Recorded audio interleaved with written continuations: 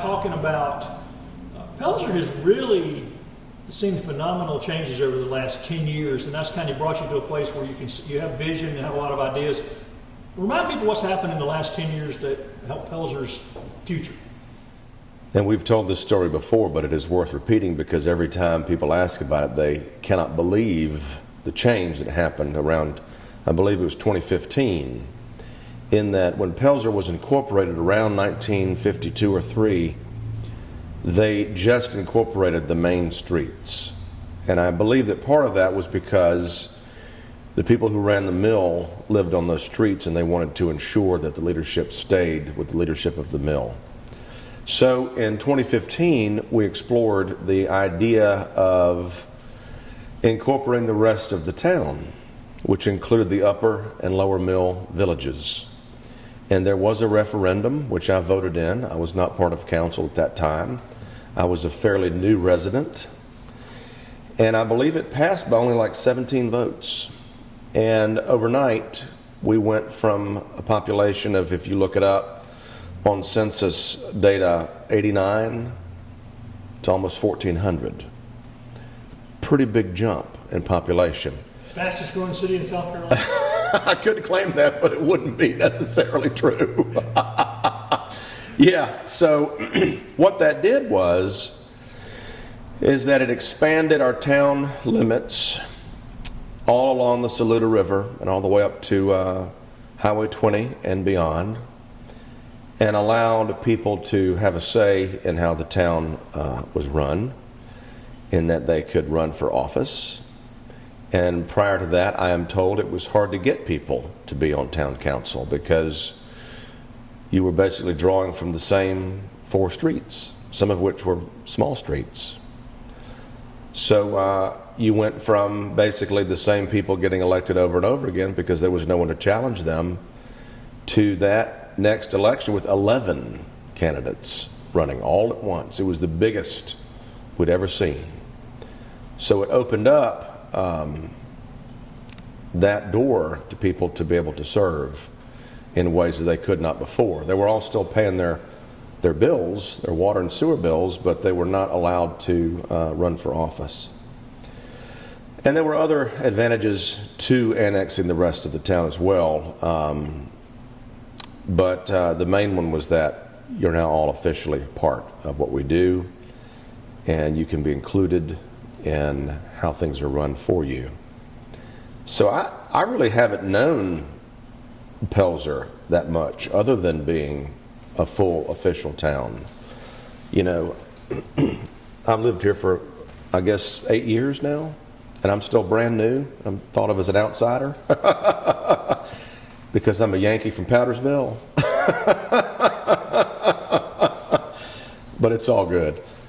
But that, you know, Pelzer has sat kind of dormant for decades, and I say that with confidence, and I don't say that to be offensive, but it's true. When the mill shut down, everything kind of shut down with it. I believe the last mill was closed around 1990, if I'm correct in that.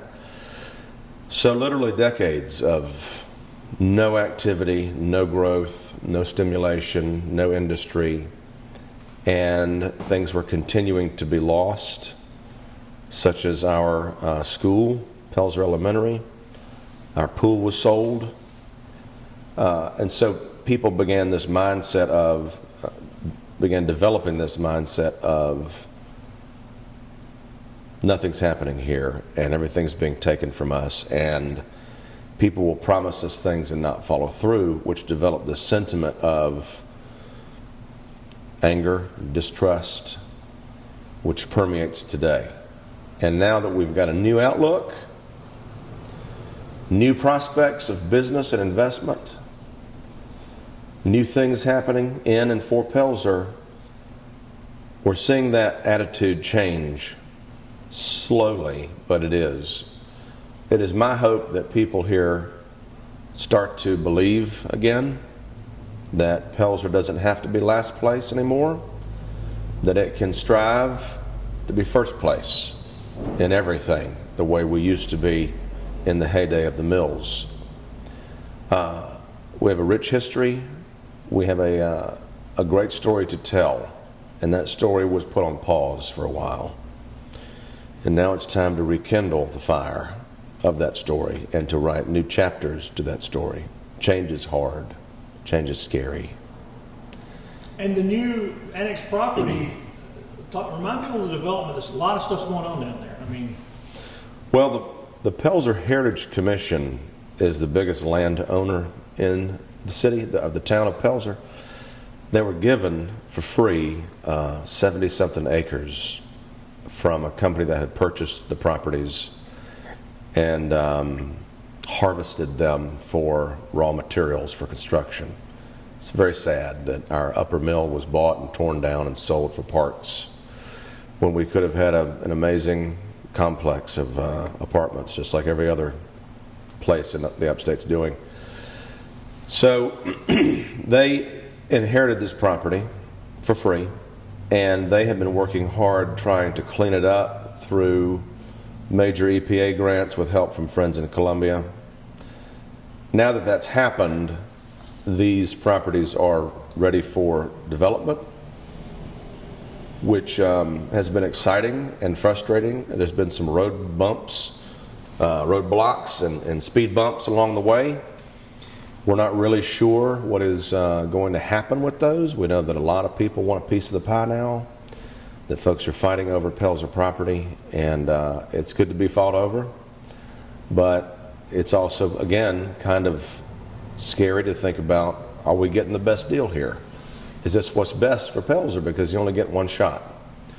I will add to this that last night we did vote to annex more property at our council meeting, one of which was a small portion, which is the old Pine Lawn Cemetery.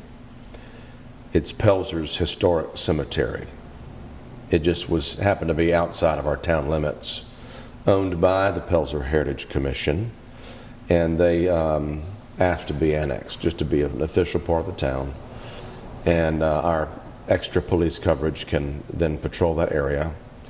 So we have voted on the first reading of that. The second one was a much larger piece of land that has recently been purchased and closed on by a development company. It is 56 acres on Courtney Street, just south of here. And if you look at a map, it's already kind of surrounded by the town of Pelzer. And right across the street from them is Pelzer's Lagoon property, that giant piece of 120 acres of land that Pelzer owns. So they have applied to be a part of the town. We have voted yes unanimously on the first reading of that. They intend to build single-family homes. And so this is a big deal for Pelzer because we have not seen mass construction of residential here since the 1890s. So this is huge to bring in a whole new set of streets and homes and new Pelzerites, and I hope they get along with the old ones. Well, and it's a very attractive area for growth. I mean, we were talking about even not only on Mill site, the other pieces of property here in Pelzer. Everybody's looking at this area, this part of the county of growth, and this is obviously one of the next places everybody's looking to move. Well, everyone knows that Greenville's getting big, and everything is growing around Greenville as well. And we've seen it. We've seen the interest. So has West Pelzer and Williamston. Piedmont is about to get a lot of new houses. I don't know how we're going to have enough schools for all these new kids coming in. It's exciting to have the new growth, the new attention, but at the same time, you're a little worried about losing the character and identity of these places. That's one thing that we're trying to do here in Pelzer is welcome growth. We want the growth. We want the business is what we need. But at the same time, we want that new growth to fit in with what's here, to fit in with the uniqueness of Pelzer. And so I've met with these developers, and they're very successful, and they're good people, and they've done a lot of really great projects. So we're excited about that. And as we continue to talk with them, I encourage them to build what will fit within our already established historic community rather than create a departure from it, because it's right here, right next door. It's on a beautiful, beautiful lot, a big lot with creeks and mature trees. It's really nice out there, and so I look forward to seeing what they do and meeting the new people who move there. And like we always say, Pelzer's about 30 minutes from everywhere. That 30-minute radius includes Greenville, Simpsonville, Anderson, and Easley. And the reason I know that for sure is because all those people come see my plays. Well, I'm glad you said that, because the next thing I was going to mention is one of the things you've had as a priority since you became mayor is quality of life issues. Having green spaces and parks and trails and encouraging the arts community. Talk about why that's been so important for a town like Pelzer. You ask any municipality, they would love to have a successful venue of ticketed events. Why is that? It doesn't have to be a community theater. It could be anything. It could be a concert venue. Any venue that brings in ticketed events brings in tourists. And those folks are looking for a place to eat. And if your town has cheaper gas than the next town, they're going to be buying some gas if they can afford it. But ask anyone, and they want that. A lot of folks know that my theater group, Milltown Players, has been successful in the past with attendance because we like to keep our shows of high quality and the ticket prices of the best affordability that we're able to do. We've not changed our prices since 18. Yeah, I was going to say, remind me when y'all started. We started in 2014, the year I moved here, and ticket prices then were only $7, $8, and $10, and then we raised them in 18 to $10 for seniors and students and military, and $12 for the general public, and we've stayed at that level since 2018. We don't plan to change it anytime soon.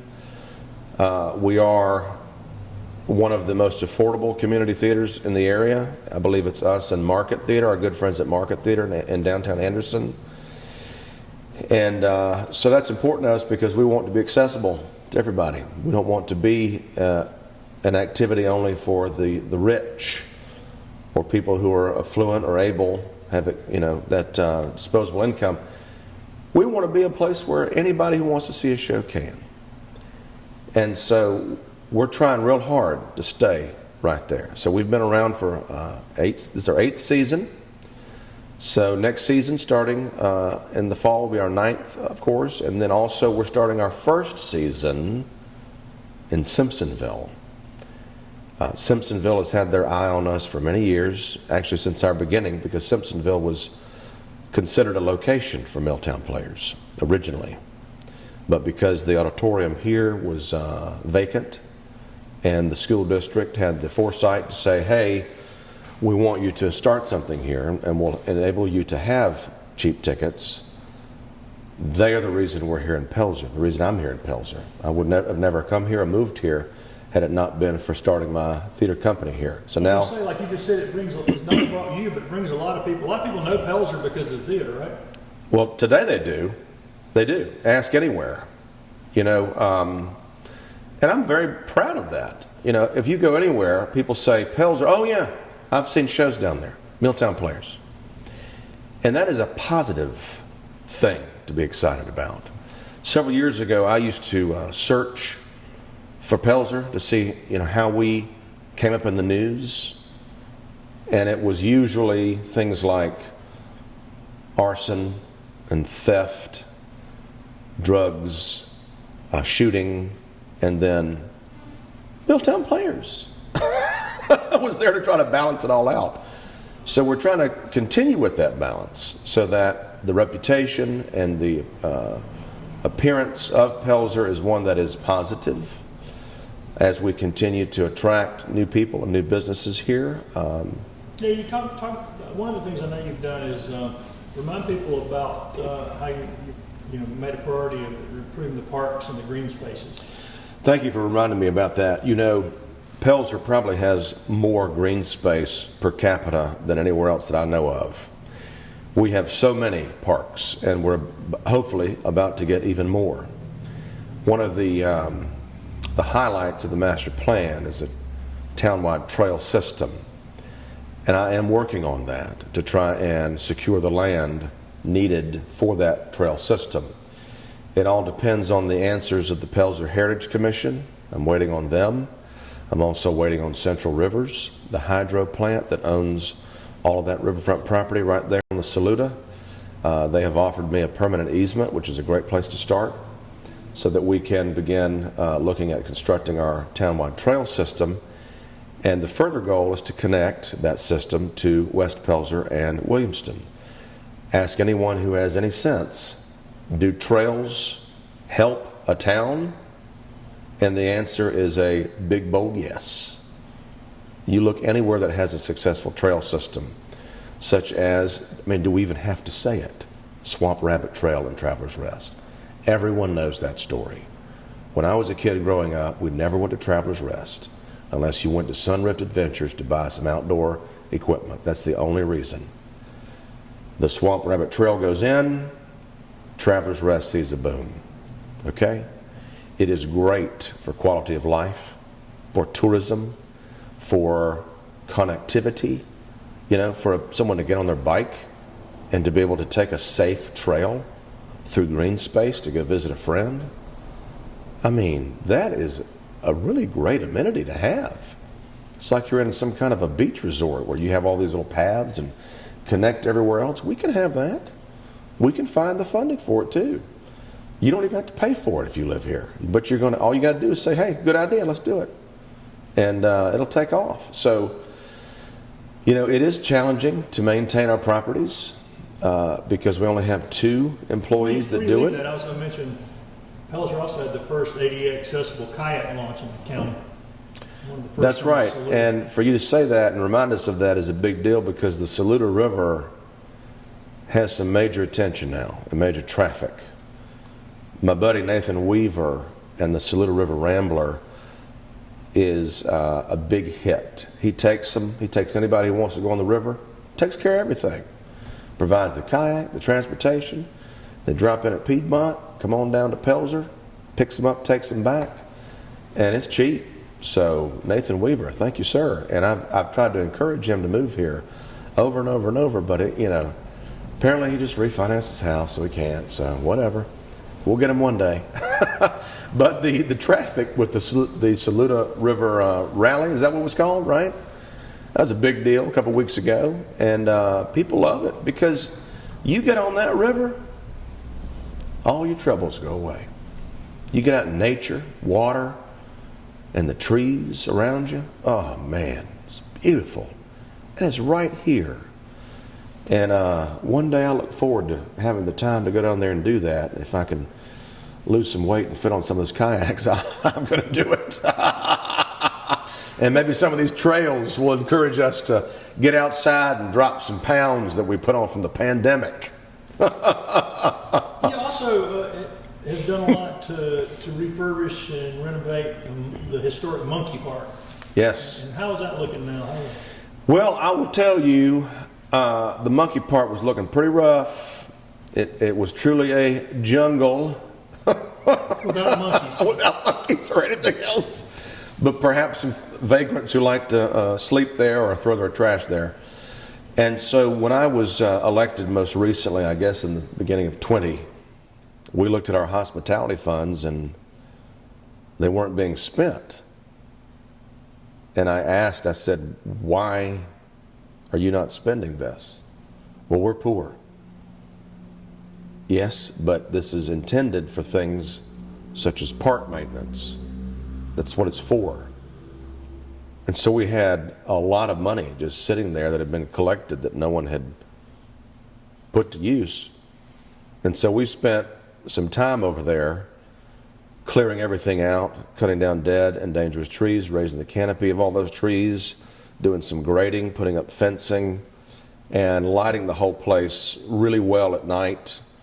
repainting and roofing the picnic shelter, repainting the old bathrooms, doing some extra landscaping, nothing really to talk about yet, but and we put in a handicapped swing set, which is great to have. So basically we cleaned it up so you could actually walk over there and, enjoy it. But someone recently said the monkey park was boring, which kind of hurt my feelings, but it's true. It is boring. And when you have options of where to take your kids, currently monkey park might be at the bottom of your list because there's only a few swing sets, and people go out there and use the picnic shelter and leave their trash all over the ground. And so we've done a lot to maintain it and to improve it, and so we've come a long way. But as they say, you ain't seen nothing yet.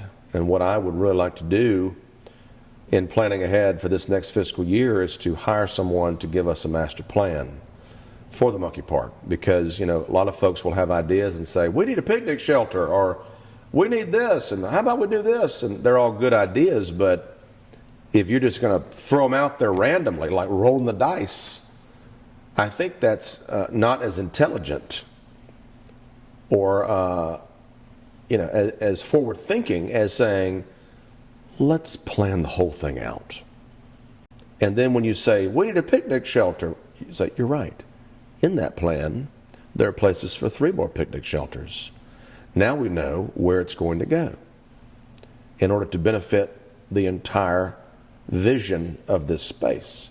We also know what type of picnic shelter it's going to be, so that we create our own brand, that when you come to Monkey Park and take a picture, a selfie, whatnot, and people see it, they say, oh, I recognize that. Those shelters are in the Monkey Park.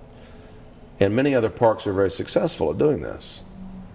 And for example, in Williamston, the Spring Park, which is one of the oldest public parks in the nation, when you think about that, you think about that shape of the Victorian wooden shingled roof on that structure above the spring.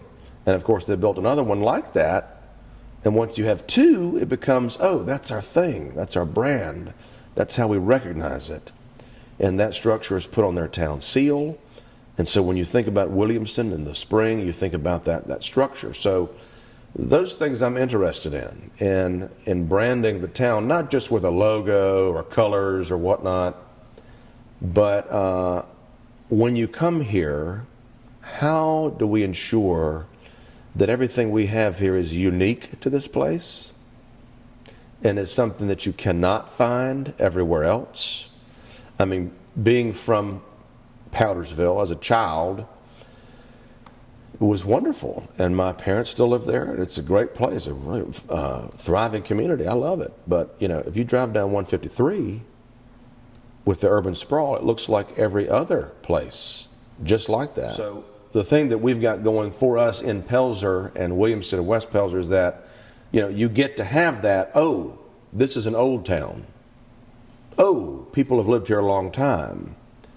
And the building next door was built in the 1800s. And like, oh, wow, really? So our roots are deep. They might be dried up a little bit, but they're deep and they're still alive. And that's what we have to always think about for Pelzer. It's like when something comes in, we have to say, well, is this going to be a part of who we are? And we also get to decide who we are. It's very exciting, When we talked about our town flag and we were trying to think of symbols and such, that was a hard thing for a lot of residents to accept. How important is hospitality tax to this? Huge. You kidding me? Hospitality funds is like the only thing we've got to spend around here. And we don't make a lot. No, sir. We've got 3 places. Mamma Mia's, El Maguey, and the Deli at Food Line. And that's it. And I try to go to those places as much as I can to support them. And I recommend them to anybody who wants that type of food. Go for it, man. They're good people, nice people. So that's it. And it's 2% on all prepared foods. And other places have loads of money for hospitality. Bigger towns, I'm very jealous of Williamston's hospitality funds budget. Oh man, if I had that kind of money, woo, Lord have mercy. So we get to use that for little things, like little events, or if anything having to do with tourism. You know, we bought all these American flags up and down Levee Street here to celebrate the time between Memorial Day and July 4th. Just to give ourselves a little lift of spirits and get everybody excited about this time of year and show off our patriotism. If I want to do anything for a park, anything new outside of just straight maintenance, that money is there for us to use. We can also use it on the community building, which we have a plan to totally redo with ARPA funding, hopefully. And so anything like the gym, we're sitting right here. You know, if we want to refurbish this lobby, which I hope that we can in this coming year, I've got some ideas to make this lobby more useful and more attractive for folks to come in here and use on a daily basis. I would like to see all of our buildings and our parks used all the time. One thing that makes me sad is I drive past our ball fields every day. There's nobody out there using them. And there haven't been for years. I've never seen, in my time here, which is almost 10 years, never seen those ball fields used on a consistent basis at all. And that makes me sad because they're historic. They've been there for 100 years. There used to be a giant grandstand out there and a horse track. And, you know, Pelzer was the best at sports anywhere around with the mill teams. I mean, heck, Shoeless Joe Jackson lived here as a little boy, you know. Probably played a little bit here before we moved to Brandon Mill. But, you know, what do you do with that? Like, we've got just enough money to sort of maintain it. But can we get a master plan for that area that suits the needs for Pelzer folks and also for tourism? And, you know, Williamson's got a thriving recreation program. We used to have one when the mill was here and paid for everything, but now there's no way to fund that. And there's really not as much interest in that. And we can't compete with what's literally 5 minutes away. What about events? You got any events coming up this summer? We do. We have our second annual Freedom Fest on July the 2nd. It's a Saturday. And we had a lot of fun with that last year, and we hope to do that again. We're looking forward to having a patriotic parade as well. Entries are being taken. So anything that goes on in Pelzer, you can find on our Facebook page, which is very popular, and on the website as well.